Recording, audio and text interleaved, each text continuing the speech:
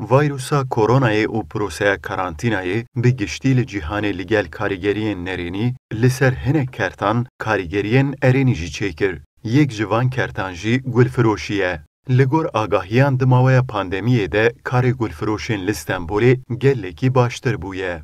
Wekî sedem jî tê ragihandin ku di pandemiyê de ji ber proseya karantînayê jin û mêran bi hev re zêdetir dem derbas û li gel vê yekê şer û pevçûnê navbera wan de jî zêdetir bûne û bo ku ber dilê wan ve biçin û lêborînê bixwazin, mêran jî ji hevsera xwe re ekserî gulkirîne. Vê yekê jî taybet li ser karê gulfiroşan karîgeriyên erênî çêkiriye û bazara gulfiroşan jî li Tirkiyeyê bi saya vê yekê geş bûye. Kavga yapsalar da Arastî karê me di pandemiyê de hê zêdetir bû. Berê bi tenê rojên taybet yên wekî cejin roj bûn yan jî salvegeran de me zêdetir gul difirotin. Lê niha em jî pê hesiyan ku ji ber ku jin û mêr li gel hev zêde dem derbas dikin, şerên wan jî zêde bûne. û taybet jî bo lêborînê mêr ji hevserên xwe re gulan dikirin. Helbet şer û pevçûn tiştekî ne baş e. Lê ji ber ku piştê jî li hev dikin û em jî bi awayekî dibin wesîleya li hevhatinê, ev yek bo me dibe sedema kêfxweşiyekê jî. müşteri millet boğaza düştü.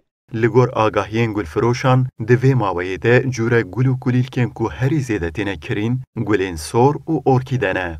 Dîsa li gor ragihandina gulfiroşan, li ser têbiniyên li gel gul û kulîlkan tên firotin, herî zêde nivîsên wekî evîna min, ez du hinekî aciz bûm, li min bibore. Ez ji te gelekî hez dikim û li min negire min tu duh aciz kirî tê nivîsandin. Tabii fark ediyor yani önceki. Di pandemiyê de jin û mêr piranî ji neçarî li gel hev dimînin û bi rastî ji ev rewşekê zehmet e, taybet bo hevseran. Bêguman ji ber vê yekê dem bi dem şer û pevçûn dêrû bidin. Lê pişt re lêborîn xwestin tiştekî baş û hêja ye. Ez jî rastî rakeşiyeke bi vî awayî hatim. Lê baş bû ku zêde tund nebû û me zû çareser kir. Değişiyor, hepsi satılıyor. Ji ber karantînayê di pandemiyê de bereva jî gelek kertên din, karê gulfiroşan berev başiyê ve veguhertiye û wekî yek ji sedemên herî mezin yên vê yekê jî rakêşî û pevçûnên navbera jin û mêran de tên destnîşan kirin. Her çiqas heta niha hejmara lêborîn xwazan bi awayekî erênî karîgerî li ser karê gulfiroşan kiribe jî gumana berdewamkirina koronayê û dirêjbûna proseya pandemiyê jî li ser hemû kertan metirsiya xwe berdewam dike.